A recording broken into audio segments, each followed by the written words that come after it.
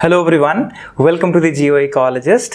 I am doctor Krishnanand और इस session में हम लोग आज इस साल के 2022 के ज्योग्राफी ऑप्शनल पेपर 1 की डिस्कशन करने वाले हैं। सो अगर आप इस चैनल पे नए हैं, please do subscribe to our channel and also please watch the video till the end because we are going to cover the entire geography question paper discussion in this session.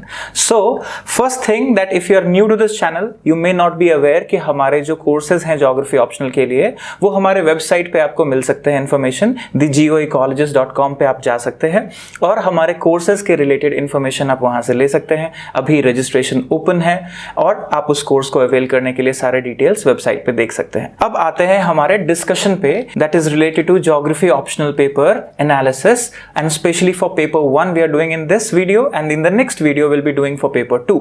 तो आप इस चीज को देखिए तो पहला सेक्शन है आपका सेक्शन ए यहां पे लिखा है and then it has 150 word limit which is 5 questions you have to do and 10 marks each question। अब इस वाले क्वेश्चन में आपके number of questions if you observe is 5 and let's look into the questions कि किस तरीके से पूछे गए हैं और क्या probable answers होने चाहिए, क्या important चीजें होनी चाहिए इसमें। तो पहला क्वेश्चन कहता है define speleothem और discuss various forms features of speleothems. तो स्पीलियोथेम्स अगर आपने पढ़ा है तो आप जानेंगे कि ये कास्ट लैंडफॉर्म्स से रिलेटेड है, कास्ट टोपोग्राफी से रिलेटेड है, जहां पे agent of erosion and deposition is underground water.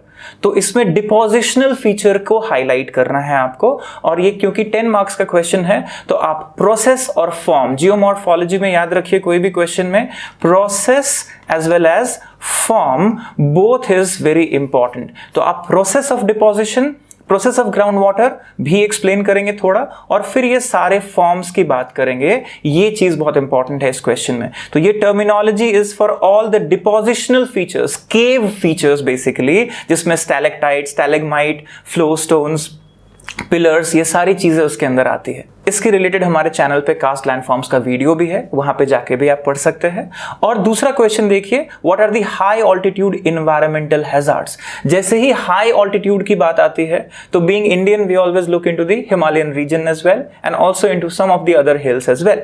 तो हाई ऑल्टीट्यूड रीजन्स में सबसे इंपॉर्टेंट फैक्टर होता है स्लोप एंगल, ग्रेडियंट। ये फैक्टर्स बड़े इंपॉर्टेंट होते हैं और बिकॉज ऑफ दैट ग्रेविटी एक रोल प्लेयर होता है, मास वेस्टिंग का एक रोल होता है। तो आपने एग्जांपल्स देखे होंगे, mud flows, landslide, so many things. तो question is high altitude environmental hazards किस तरीके के हैजार्ड्स होते हैं। तो उसमें सबसे इंपॉर्टेंट हैजार्ड है जो मास वेस्टिंग से रिलेटेड है, मड फ्लोज, लैंडस्लाइड्स, ये जो हैजार्ड्स हैं। और दूसरे हैं जो ग्लेशियल रीजन में होते हैं, जैसे ग्लोफ्स, ग्लेशियल लेक आउटबर्स्ट फ्लड। तो इस तरीके की चीजों को आपको इस आंसर में इनकॉर्पोरेट करना है। Then third question if you observe is pollution dome और ये बहुत सिंपल क्वेश्चन है, अर्बन पोल्यूशन से रिलेटेड है कि पोल्यूशन एनवेलप या एक डोम कैसे क्रिएट होता है, माइक्रो क्लाइमेट की बात करनी है, अर्बन हीट आइलैंड की बात करनी है and how this inversion of temperature which is essentially thermal inversion of temperature is also responsible for this pollution dome. ये बातें आप सुटेबल एग्जाम्पल देके कर सकते हैं इसमें। फिर आता है कोरल्स पे क्वेश्चन, जो कि एक रिपीटेटिव क्वेश्चन रहा है यूपीएससी में क्योंकि corals are always part of the news. तो देखेंगे कोरल स्ट्रेस से रिलेटेड, कोरल एक्सटिंक्शन से रिलेटेड, कोरल की ब्लीचिंग से रिलेटेड। The word is not used, यहां पे कहा गया है कोरल कंप्लीटली टर्निंग व्हाइट, लेकिन कोरल ब्लीचिंग है जो एक्शन है वो आपको बताना है व्हाई इट इज हैपनिंग। और इसके लिए अगर आपने पढ़ा हो essential conditions for corals, coral reef formation, तो उसमें वो पॉइंट्स होते हैं कि कोरल किस कंडीशन में, वर्ल्ड में कहां पे। तो इन सारे क्वेश्चंस में वर्ल्ड मैप भी बहुत इंपॉर्टेंट होता है, एग्जाम्पल भी बहुत इंपॉर्टेंट होता है alongside the reasoning that you are giving. उसके बाद आप देखेंगे well developed soils typically exhibit distinct layers in the soil profile. अब जैसे ये बात आई well developed soil profile, distinct layer और इसके साथ एलैबोरेट वर्ड जुड़ा है, मतलब आपको सॉइल प्रोफाइल जो OABCD ये जो क्लासिफिकेशन है सॉइल प्रोफाइल का लेयर आफ्टर लेयर, जिसमें इल्यूविएशन प्रोसेसेस होते हैं और इसके साथ जुड़ा है क्लासिफिकेशन ऑफ सॉइल, जो मैच्योर सॉइल होते हैं उनके लेयर्स कैसे क्रिएट होते हैं, इसको आपको USDA के एग्जाम्पल के साथ आपको एक्सप्लेन करना था। अब आप आइए इसमें सेकेंड क्वेश्चन में, जिसमें 20 मार्क्स, 15 मार्क्स और 15 मार्क्स के 3 क्वेश्चन हैं। तो इसमें देखिए 20 मार्क्स का जो पहला क्वेश्चन है, sequential changes in land use and land cover, not just land use, land cover भी है, तो दोनों में फर्क है। Land use is essentially human centric, land cover can be natural.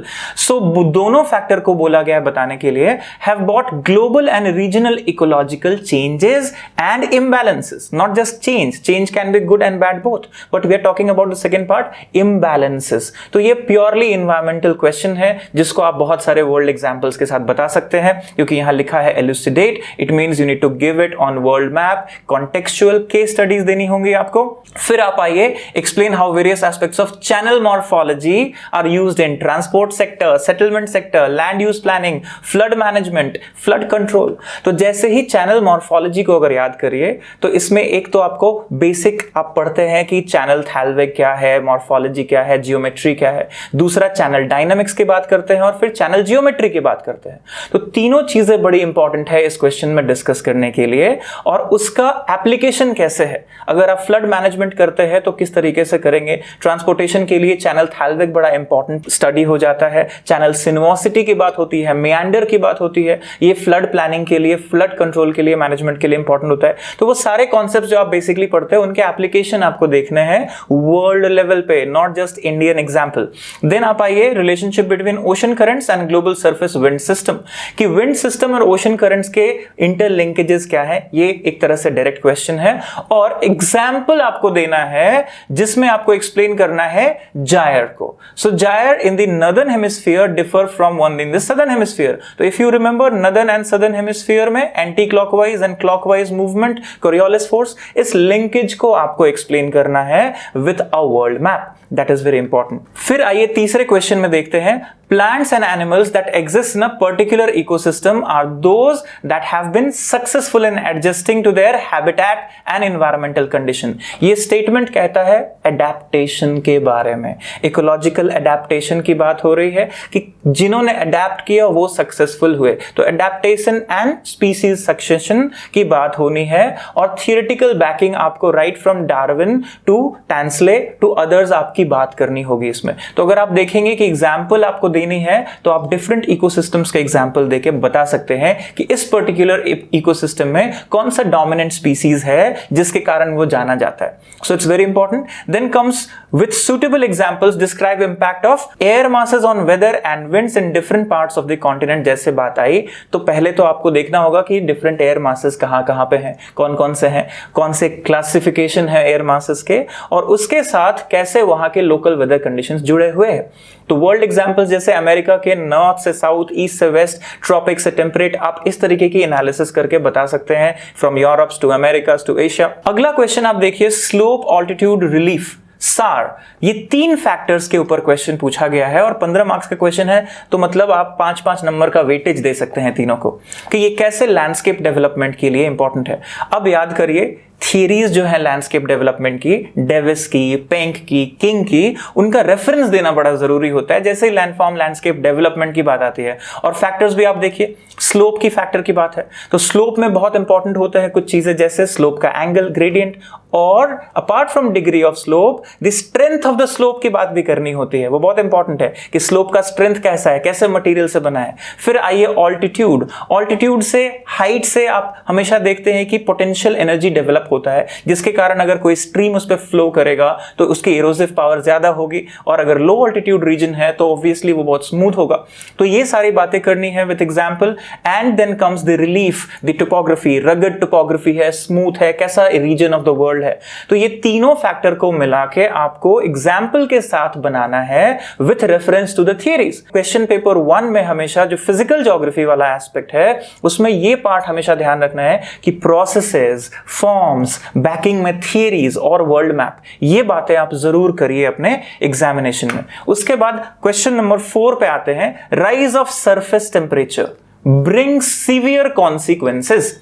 Now इसमें ये बड़ा ट्रिकी क्वेश्चन है क्योंकि अगर लोगों ने सी सरफेस टेम्परेचर पढ़ लिया इसको तो वो आंसर सिर्फ सी सरफेस के बारे में लिखेंगे। It's not saying sea surface temperature. It's saying only surface temperature, मतलब आप अपने आंसर को पहले ही दो पार्ट में डिवाइड कर लीजिए, लैंड सरफेस पे टेम्परेचर का इंपैक्ट और सी सरफेस पे, दोनों पे क्या क्या पोटेंशियल चेंजेस और थ्रेट्स एसोसिएटेड होते हैं। तो लैंड सरफेस पे क्या क्या चेंजेस आएंगी वो आप देख सकते हैं, right from the creation of domes to heat islands and several others, और सी सरफेस टेम्परेचर से साइक्लोनिक सर्कुलेशन रिलेटेड है। तो आप वो सारी बातें कर सकते हैं कि एनॉमलीज चेंजेस कैसे आता है वेदर में रिलेटेड टू सरफेस टेम्परेचर, और इसमें बहुत इंपॉर्टेंट है कि आप फैक्टर्स को एक्सप्लेन करिए, इंसुलेशन, एल्बिडो को एक्सप्लेन करिए, ये सारी चीजें बड़ी इंपॉर्टेंट होती है। फिर आप देखेंगे describe how short term variations in temperature is related to basically process of receiving energy from the sun to the earth surface and dissipating into the atmosphere। इसका मतलब ये बात हो रही है इनकमिंग सोलर इंसुलेशन की, साथ में एल्बिडो की, और वापस जब आप रिफ्लेक्शन होती है उसकी तो क्या होता है प्रोसेस में, मतलब ये हीट बजट से रिलेटेड क्वेश्चन है। तो बैकिंग में अगर आप देखेंगे ब्लैक बॉडी रेडिएशन की थियरी, एल्बिडो जिससे एक्सप्लेन होता है, और उसके साथ साथ process of absorption and scattering and reflection, ये जो आप बात करते हैं ये बड़ा इंपॉर्टेंट होता है। और आप वर्ल्ड एग्जांपल दे सकते हैं, जोन वाइज एग्जांपल दे सकते हैं, मटेरियल के हिसाब से दे सकते हैं कि ये कैसे चेंज लाता है कहीं के पर्टिकुलर टेम्परेचर कंडीशंस में, एटमॉस्फेरिक कंडीशन में, ये बहुत इंपॉर्टेंट है। और हेल्प ऑफ सूटेबल स्केचेस से आपको बताना है mountain genesis, again theories of mountain building in the picture, right, और different types of mountains in the world, तो fold mountains, fault mountains, volcanic mountains, आप जिस भी तरह के माउंटेन्स को एक्सप्लेन करेंगे इसमें माउंटेन बिल्डिंग की बेसिक थियरीज की बात ऑब्वियसली करेंगे आप, right from continental drift to geosynclinal theory to plate tectonic theory, इन बातों के आधार पे आप जेनेसिस को एक्सप्लेन करेंगे। कोबर का फोरलैंड थियरी भी एक्सप्लेन कर सकते हैं आप। तो मल्टीपल थियरीज के रेफरेंसेस देके आप एग्जाम्प्लीफाई कर सकते हैं कि कैसे ये mountain chains of the world create हुए, और ये बहुत इंपॉर्टेंट क्वेश्चन है कि आप एक वर्ल्ड मैप पे इनको एक्सप्लेन करके बताइए। अब आते हैं हम लोग सेक्शन बी पे। तो आप पहला क्वेश्चन देखिए, analyse the effects of globalisation on languages. अब ह्यूमन ज्योग्राफी में जब आते हैं तो सबसे इंपॉर्टेंट फैक्टर होता है कि वर्ल्ड में ह्यूमन पैटर्न्स और उनके एट्रीब्यूट्स। अब जब बात आती है कि ग्लोबलाइजेशन, तो सबसे पहले कनेक्टिविटीज की बात आती है, role of information technology and transportation की बात आती है, फ्लोज की बात आती है, और फिर आता है द इम्पैक्ट, यानी process again and the impact. So languages कैसे चेंज हो रहे हैं विद एग्जांपल्स, और उनके क्या इम्पैक्ट हो रहे हैं ये आप बता सकते हैं with certain examples. Shifting global trade patterns create new opportunities, फिर से ये ट्रेड से रिलेटेड, इकोनॉमिक ज्योग्राफी से रिलेटेड क्वेश्चन है कि अगर ट्रेड पैटर्न्स चेंज होंगे तो ऑब्वियसली इकोनॉमिक अपॉर्चुनिटीज का पैटर्न भी वर्ल्ड में चेंज होगा। तो अगर ट्रेड पैटर्न चेंज हो रहा है, फॉर एग्जांपल अगर आज के कॉन्टेक्स्ट में we will observe what's happening to the world global trade, where is the maximum trade units and where is the population, where is more consumption happening। तो आपको India and world के picture को draw करके बता सकते हैं, South East Asia के picture को ड्रॉ करके बता सकते हैं कि what's happening to the consumer markets, how are the technologies changing and how are the trade patterns being influenced. तो फैक्टर्स इन्फ्लुएंसिंग की बात हमेशा रखेंगे इसमें सेंटर में, और उसके साथ साथ आप एग्जांपल्स दे सकते हैं। फिर अगला क्वेश्चन आप देखिए, examine the morphological factors that influence the origin and growth of towns। जैसे ही growth of towns आया और morphology आया, तो रिमेंबर क्लासिफिकेशन ऑफ टाउन से क्वेश्चन है। टेलर का क्लासिफिकेशन देखिए या फिर ममफोर्ड का क्लासिफिकेशन देखिए जो मॉर्फोलॉजी के आधार पे था। तो आप मॉर्फोलॉजी के आधार पे टाउन्स को देखिए कि उनके शेप कैसे हैं सरफेस पे, और इसमें internal structure of the cities वाली जो थियरीज हैं उनका भी इस्तेमाल कर सकते हैं कि कैसे ग्रोथ ऑफ टाउन्स होता है एक सिंगल सेंट्रिक टाउन में, एक मल्टीपल न्यूक्लियाई वाले मॉडल में, एक सेक्टोरल मॉडल में। इस तरीके के जो ग्रोथ ऑफ टाउन्स होते हैं वो कैसे डिस्टिंक्ट मॉर्फोलॉजी क्रिएट होते हैं। तो आपको इन बातों का ध्यान करना है, इसमें इन सारे चीजों को ध्यान से एग्जाम्पल के साथ और डायग्राम के साथ एक्सप्लेन करना है विथ रेलेवेंट थियरीज, बड़े इंपॉर्टेंट है। और discuss the role of transportation accessibility in regional development. ये तकरीबन एक डायरेक्ट क्वेश्चन है कि रीजनल डेवलपमेंट ट्रांसपोर्टेशन का रोल क्या है। आप बहुत सारी थियरी से भी बता सकते हैं, ग्राफ थियरी से भी बता सकते हैं। उसके अलावा सबसे इंपॉर्टेंट चीज है कि transport accessibility past and present compare करके बता सकते हैं कि अब वो रीजन डेवलप हो गया because of transportation. Few initiatives you can talk at world level and also at India level। जैसे आप एग्जांपल देना चाहें कि रीजनल डेवलपमेंट के लिए कनेक्टिविटी, ट्रांसपोर्ट, ये सब का रोल बहुत इंपॉर्टेंट है बिकॉज उसी से गुड्स एंड सर्विस फ्लो करेगा, इकोनॉमी बूम करेगा, and you know so many things are associated in together. फिर आप देखिए explain geometrical boundaries with example. जैसे वर्ड आता है boundaries and frontier, political geography का क्वेश्चन, और उसमें ये geometrical boundaries, it means they are not natural, they are created and that's what we have to talk about. और इसमें आप क्लासिफिकेशन भी बता सकते हैं रिचर्ड हार्टशोन का and different examples of the world आप दे सकते हैं। फिर आप आइए 6th क्वेश्चन में, कल्चर पे question. And culture is a dynamic concept, इसका मतलब कल्चर के बारे में आपको बताना है, इवोल्यूशनरी कॉन्सेप्ट बताना है। और रिमेंबर कार्लोस सार से लेके बाकी जो स्कॉलर्स हुए जिन्होंने कल्चरल लैंडस्केप के ऊपर काम किया, आप उनकी बात कर सकते हैं इसमें, और cultural regions of the world को भी एग्जाम्प्लीफाई कर सकते हैं, बता सकते हैं। तो कल्चर डायनेमिक है, ये आपका थ्रस्ट है, मींस कल्चर चेंज होता है तो ज्योग्राफी चेंज होता है। ये क्वेश्चन आपको उस तरीके से अटेम्प्ट करना है, right. How different cultures give rise to different geographies, human geographies across the world. तो ये क्वेश्चन बहुत इंटरेस्टिंग क्वेश्चन है, और इसको बहुत अच्छे से अगर आपने एग्जाम्प्लीफाई करके थियरीज के सपोर्ट से लिखा होगा तो अच्छे मार्क्स आ सकते हैं। फिर आप देखिए, automation is rapidly changing the economies of labour. Remember this is again economic geography, from classical economics to Keynesian economics to modern economics, जो आप कंटेम्प्रेरी इकोनॉमिक्स देखते हैं। ये फिर से बात आ गई ऑटोमेशन पे। तो ऑटोमेशन से जो traditional land labour capital technologies का रोल था इकोनॉमी में, वो कैसे शिफ्ट हो रहा है इकोनॉमीज ऑफ लेबर, एंड कैसे ये ट्रेड पैटर्न को इंपैक्ट कर रहा है। फॉर एग्जांपल, अगर आप अभी के टाइम पे देखें, door step delivery system during pandemic and the rise and new startups and new industries coming into the picture, क्या अब वेबर का इंडस्ट्रियल लोकेशन थियरी उतना ही वैलिड है? तो इस तरह की रीजनिंग जो है वो होनी चाहिए आपके पास, सो दैट आप इस तरह के डायरेक्ट अप्लाइड क्वेश्चंस को आंसर कर पाए। कोई नया टेक्नोलॉजी आने से लेबर जो है वो स्किल्ड फॉर्म में ज्यादा इंपॉर्टेंट हो जाता है, और नॉन स्किल्ड लेबर का सेक्टर जो है वो उसको इंपैक्ट करता है। तो ये चीजें को बहुत बैलेंस्ड वे में आपको लिखना है, और इसमें क्लैरिफिकेशन मांगा गया है, तो ये बहुत इंपॉर्टेंट है। And over crowding leads to chronic problems of shortage of housing in Indian cities. ये इंडियन सिटीज के कॉन्टेक्स्ट में है, और ये क्रॉनिक प्रॉब्लम है, it means it is over crowding of cities. और साथ में कुछ कॉन्सेप्ट्स हैं कि push and pull factors, migration factors and other factors of opportunities, economic development, इन बातों को करके आप कुछ फैक्टराइज करके, और साथ में इंडियन सिटीज के एग्जांपल देके, वहां की प्रॉब्लम्स को साइड करके आप इसको लिख सकते हैं। फिर आते हैं 7th क्वेश्चन पे, जो कि है आपका क्लाइमेट चेंज से रिलेटेड। और क्लाइमेट चेंज डायरेक्टली नहीं पूछा गया, it's related to food security and poverty eradication, which is also a repeated question. If you observe, previous years में भी फूड सिक्योरिटी और क्लाइमेट चेंज से रिलेटेड क्वेश्चंस रहे हैं। तो अभी के कॉन्टेक्स्ट में आपको इसको एक्सप्लेन करना है कि अभी पेरिस एग्रीमेंट, COP26 और ये सारी बातें जब हम कर रहे हैं, कार्बन न्यूट्रलिटी की तरफ जा रहे हैं, तो कैसे इसका एक आयाम जो है, one dimension is also food security.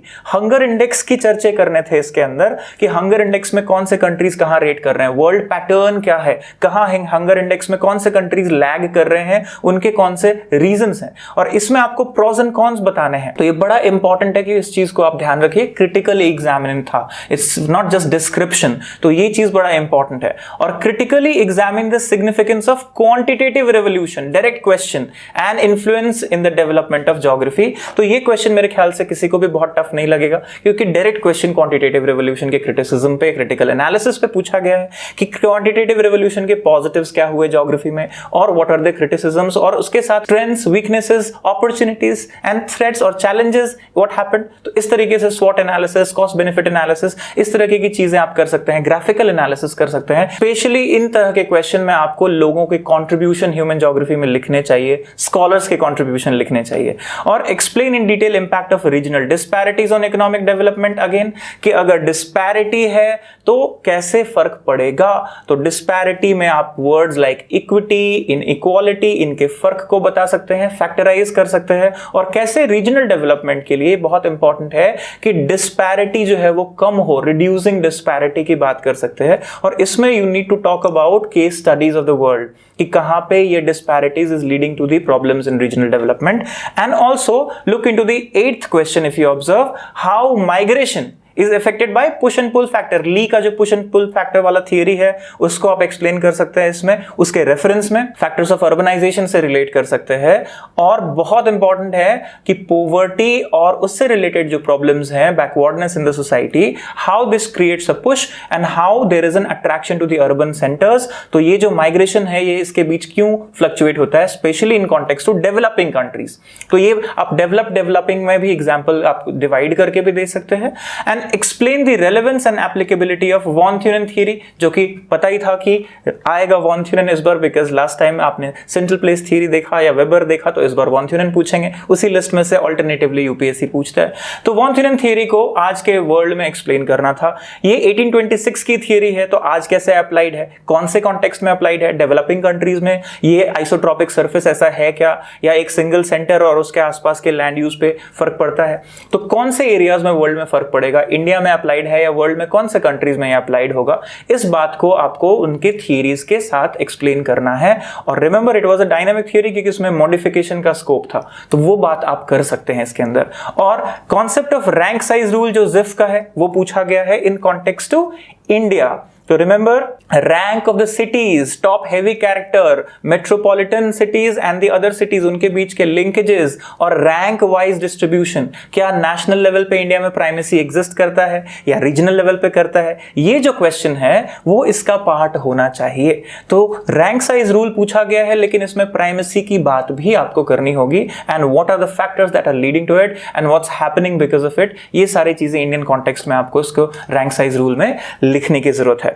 तो इतने सारे एनालिसिस में हमने ये चीज गौर किया कि पेपर काफी अप्लाइड है और डायरेक्ट है विद इन द सिलेबस। इस बार का जो ये पेपर है 2022 का, ये कोशिश करता है कि with in the syllabus he student को एक्सप्लोर करना चाहिए, और जितने लोगों ने डायग्राम्स अच्छे से बनाए होंगे, एग्जांपल्स रेलेवेंट दिए होंगे और क्रिटिकल एनालिसिस वाले क्वेश्चंस अच्छे किए होंगे, definitely they are going to score wonderful marks in paper 1। तो जिन लोगों का लिंकेजेस अच्छा रहा होगा, जिन्होंने अपनी प्रिपरेशन में अच्छे से इसको इंटरलिंक करके एक एनालिटिकल आंसर प्रैक्टिस किया होगा, उनके डेफिनेटली बहुत अच्छे मार्क्स आने वाले हैं। और ज्योग्राफी का की है मैप पे एनालिसिस, डायग्राम के साथ एनालिसिस। तो एज यूजुअल अगर आपने वो किया है तो expect great marks in this particular paper. So all the best to all of you, enjoy.